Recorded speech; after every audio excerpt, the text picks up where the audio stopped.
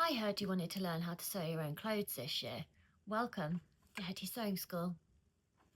This is class 7 and I'm using these beautiful acetate buttons from Quitter Yarns to show you how to sew a buttonhole with an automatic foot. First we want to measure the button. You can do this with pins or mark the fabric with a pen.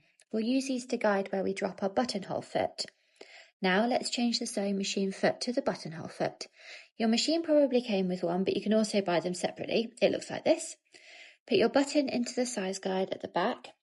Mine adjusts with a plastic tab. Make sure your button is nice and snug, they have a habit of falling out. Thread the top thread through the hole and then attach it to your machine's presser foot holder. Pull the threads to the right side and then we can pick up our fabric. My sewing machine sews buttonholes from bottom to top, but check your sewing machine manual because that's not always the case.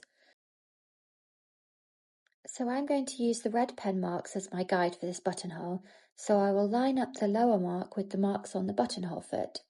I'll also bring down the metal buttonhole guide. This helps the machine to know when the buttonhole is long enough. Take a deep breath, put your foot down and sew. And here's my finished buttonhole. So to open the buttonhole, put a pin in each end inside the stitches that close the buttonhole.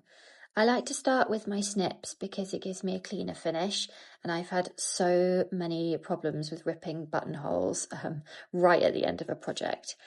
I then finish with my seam ripper, and then you can clean up the frays with your snips at the end, and you're good to go. Well done, you're finished. Join me for my next video where I'll show you how to hand sew a button.